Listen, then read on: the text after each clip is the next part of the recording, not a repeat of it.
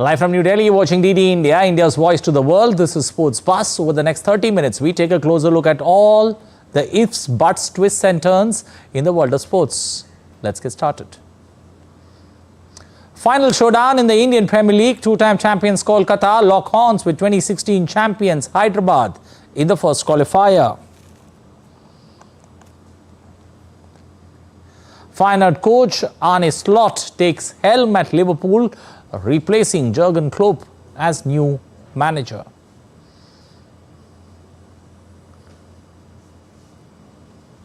And 14-time French Open champion Rafael Nadal gets a rousing welcome as he prepares to return to the clay series.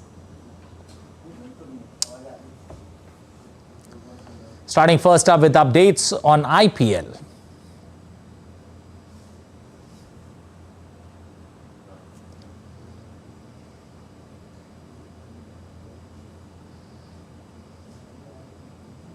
Well, the playoff for the 17th season of Indian Premier League will begin today. Table toppers Kolkata will face Hyderabad in the first qualifier at Ahmedabad. It brings together two of the most belligerent batting sides this season, particularly in the power play. With the strength of their opening stands being central to their success, Kolkata might look slightly weaker in that department. Phil Salt's departure has broken his partnership with Sunil Narine at the top of the batting order for the Kolkata side. They were the first side to qualify for the playoffs in this edition of the tournament and will aim to register yet another win to place themselves in the finals of this season. On the other hand, Hyderabad became the third team to qualify for the playoffs. The Pat Cummins-led side registered a 4-wicket victory in their final league match against Punjab.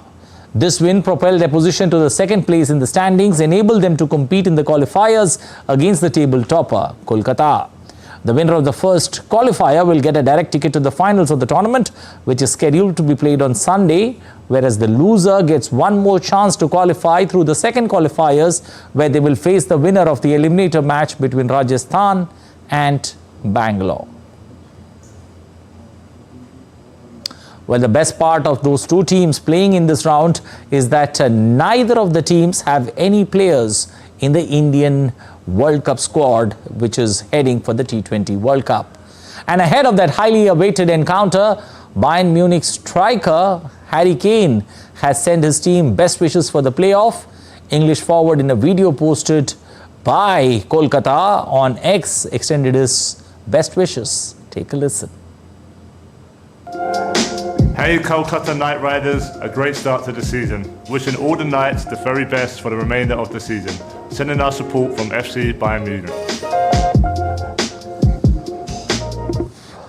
Well, Kane is coming off a disappointing first season with Bayern Munich, even though he's had a stellar record throughout.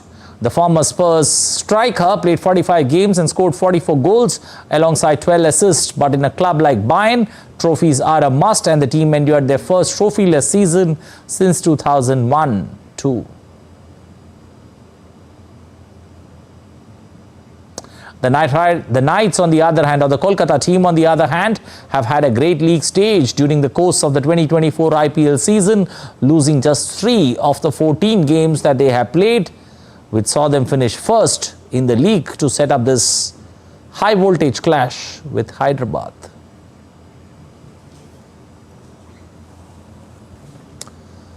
Well, moving from cricket to football, English club Liverpool have announced fired coach Arne Slot as their new coach, replacing Jurgen Klopp. Klopp announced his departure in January and took charge of his final game on Sunday, a 2-0 win against Wolverhampton. Liverpool said in a statement that the Dutchman would take up the position of head coach from June 1st, subject to a work permit. The club did not specify the length of his contract in their statement, but private news channels said it is understood that Slot has signed a 3-year deal. Slot's arrival has been an open secret, with Liverpool reportedly agreeing a compensating deal worth up to $9.4 million or $12 million. Klopp, in his final speech to the Anfield crowd, urged fans to throw their full support behind Slot.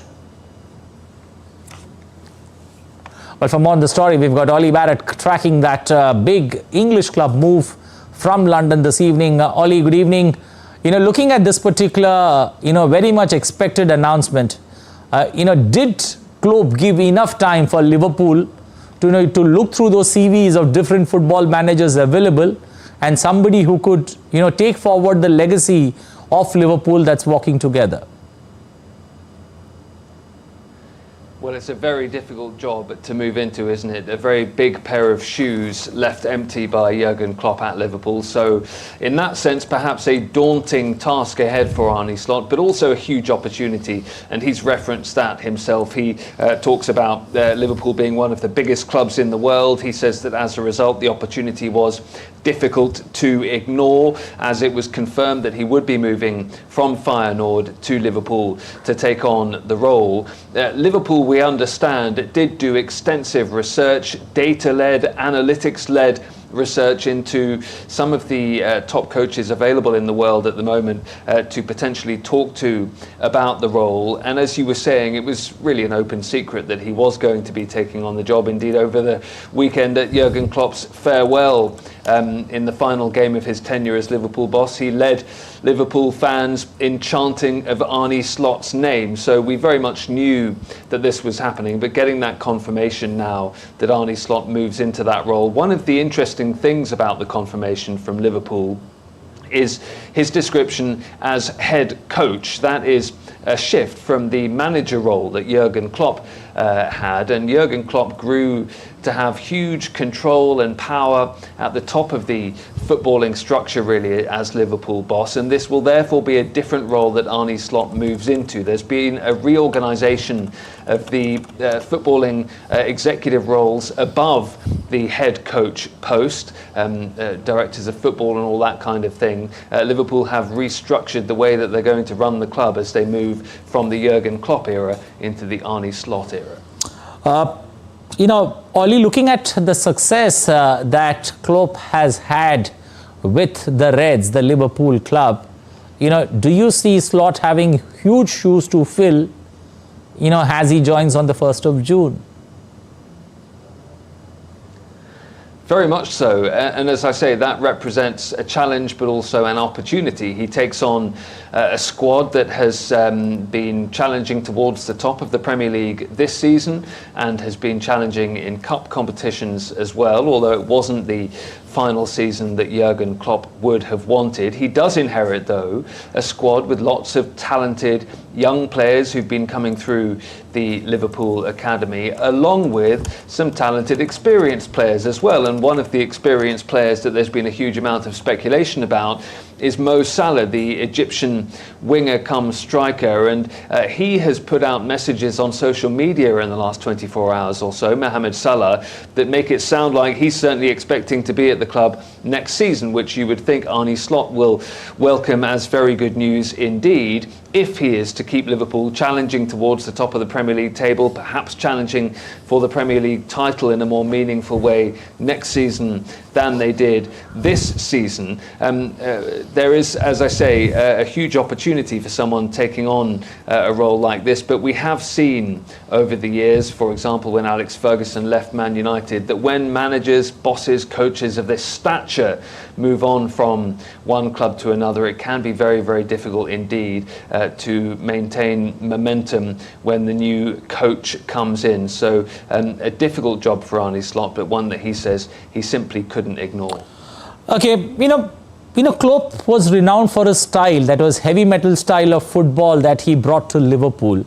And, and having a Dutch captain, wearing the red band or the captain's armband for Liverpool this season, now having a Dutchman come in as a coach, does that make things a bit difficult, moving from heavy metal football to total football that Dutch generally believe in playing?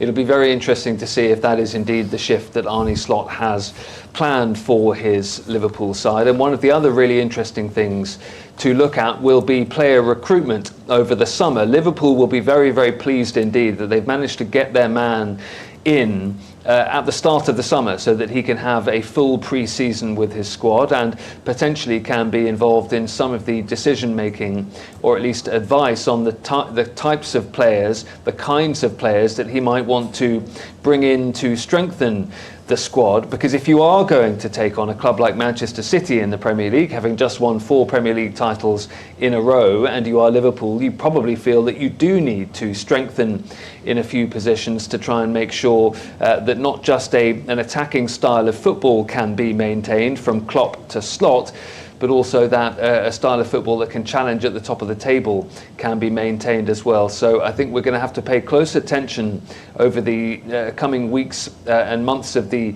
summer close season to see exactly what Liverpool are up to in the transfer market, which might give us an indication of the type of football that Arne Slot is hoping to play.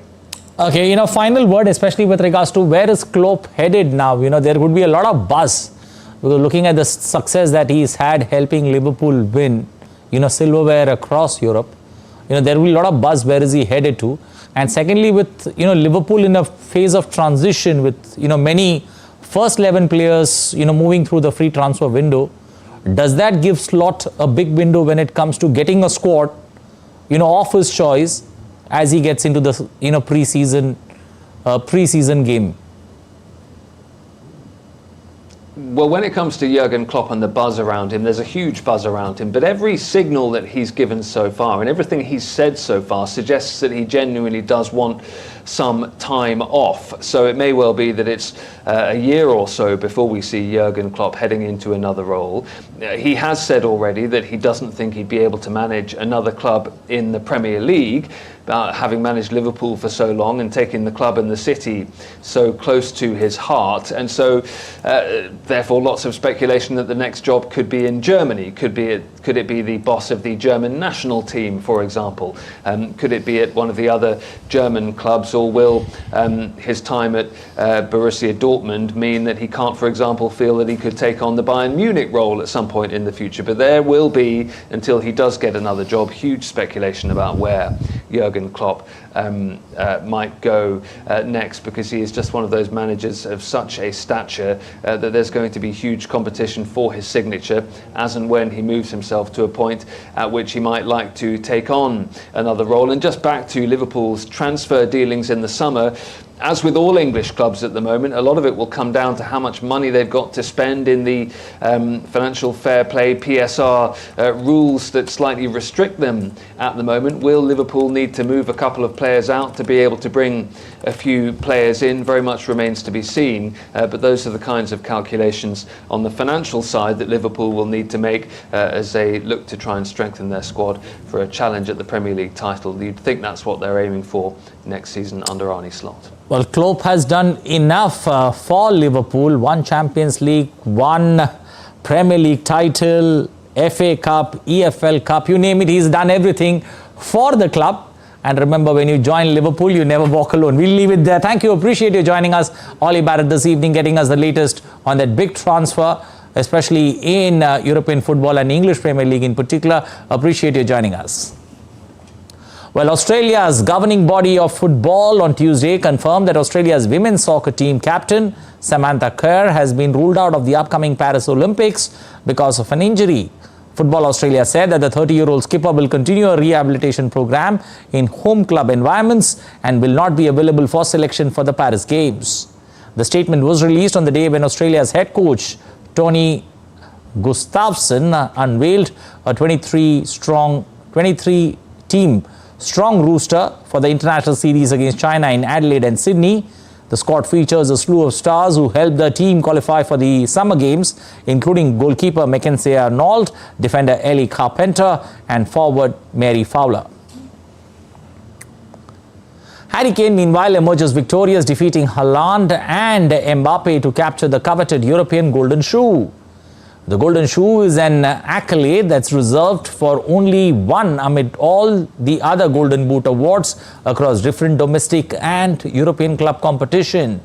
Robert Lewandowski's crown was snatched by Erling Haaland last season as the Norwegian backed 36 goals from 72 appearances to help Manchester City to a treble. The likes of Harry Kane, Kylian Mbappe, Alexandre Lacazette and Victor Osimhen followed among the top 5, but in the end it was the English captain Harry Kane who secured the golden shoe with 36 goals this season.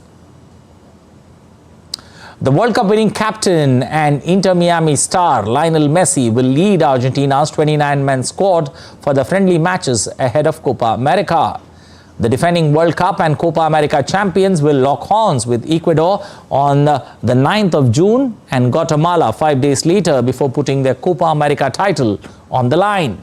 Copa America will take place from the 20th of June to the 14th of July in the United States, with Argentina being the defending champions, having won the title in 2021. Argentina is level with Uruguay for the most Copa America titles at 15 each. The team managed by Lionel Scaloni includes 22 of the 26 names from the 2022 World Cup winning team in Qatar, such as Messi and Angel Di Maria. Still to come on DD India Sports Buzz. Rafael Nadal receives hero's welcome and greeted by chants of Rafa as he prepares to compete in the second Grand Slam of the season. And dozens of four-leg surfers and their human companions hit the beach in northern Spain for the annual European Dog Surfing Championship.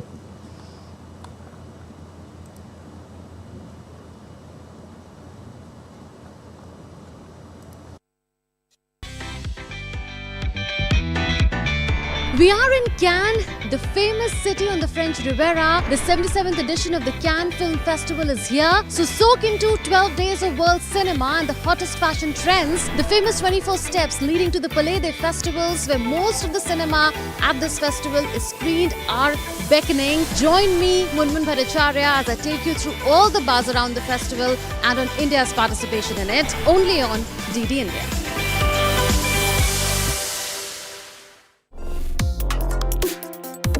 Complex issues, hidden agendas, twists and turns, strategic games. We think all dots are linked. We just need to connect them. Join me every week as I connect the dots to unravel hidden designs in statecraft, mysteries, and decode issues that matter to you.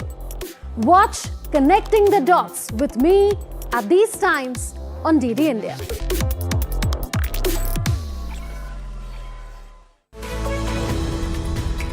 We just don't bring you the news as it unfolds. We get to the heart of the matter. We don't just present facts, we demystify complex social, political and economic events. We break stories that shape the world's present and future because you deserve the truth. I am Tanvi Taneja from New Delhi. I'm Ollie Barrett from London. I'm Nick Harper from Washington, D.C. Join us on DD India Global Monday to Friday at these times.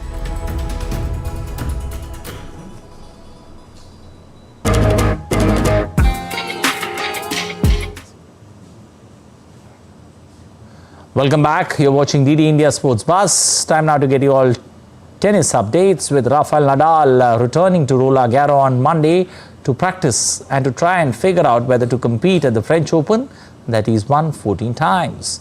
The 37-year-old Spaniard showed up with his coach Carlos Moyo. The tournament begins on Sunday and it remains uncertain if Nadal will enter. He's still regaining his match readiness after missing nearly all of 2023 with a hip injury that required surgery and much of the season because of problems with the hip muscle and an abdominal muscle tear. His recent loss in the Italian Open second round left Nadal unsure whether he would consider himself ready for the French Open. Saudi's PIF and Tennis WTA signed a multi-year partnership to accelerate the growth of women's tennis on Monday. The Public Investment Fund and the WTA unveiled a multi-year partnership that will support their shared ambition to grow women's professional tennis and inspire more women and girls around the world to take up the sport.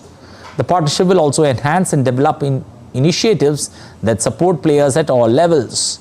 The declaration denotes the latest move in a dramatic shift to the women's tour, which was previously hesitant to embrace Saudi partnership. In chess, Magnus Carlsen won the Casablanca chess variant tournament on Sunday. The world number one from Norway finished the 4-player event with 4.5 points from 6 rounds at Casablanca in Morocco. In the tournament, in which the players were required to make moves from certain position onwards from well-known games from the past, Hikaru Nakamura of the United States finished runner-up with a 3.5 points. Indian Grandmaster Vishwanathan Anand was third in the position. The 5-time world champion from Chennai scored 3 points. Bassem Amin of Egypt finished last with just 1 point. Indian para-athlete Deepti Jiwanji won gold at the World Para-Athletic Championship on Monday. Jiwanji secured the gold medal with a world record time of 55.07 seconds in the women's 400 meters T20 category race. Deepti smashed American Brenna Clark's earlier world record of 55.12 seconds set during last year's edition of the championship in Paris. Earlier, 20-year-old Deepti qualified for the final after winning a heat race with an Asian record time of 56.18 seconds on Sunday. Well, France is seeing a major increase in the number of cases of dengue fever. More than 2,000 cases of the virus have been reported since the start of the year, and there are concerns about another rise as temperatures get hotter just as the Olympics are set to get underway in July. DD India's correspondent Ross Cullen has the latest from Paris. Well, France is seeing a real surge in the number of dengue cases that are recorded here in the country between January and May last year. In terms of dengue fever cases, only a couple of hundred in the same period this year, more than 2,000. So a real surge in the number of cases reported. We are seeing an increased prevalence of the tiger mosquito. It's usually found in tropical areas of the world, but as France gets hotter and wetter, we are seeing more of those insects every year. 2023 was the worst year on record in terms of dengue fever cases around the world. More than 6.5 million people contracted the virus at some point, and more than 7,000 people died from dengue. It's also known as bone break fever. Some of the symptoms include headaches and body aches, rashes as well in mild cases, but there can be severe cases of dengue which require admission to a hospital, and there are fatalities every year. The French Ministry of Health is taking the situation very seriously. It said it is unprecedented what it's having to deal with at the moment, and there are real concerns over the impact on the public, especially as the summer arrives and as temperatures get hotter, with millions of people expected here in France for the Olympics and the Paralympics. Ross Cullen in Paris, reporting for DD India. Well, dozens of 4-leg surfers and the human companions hit the beach in northern Spain over the weekend for the annual European Dog Surfing Championship.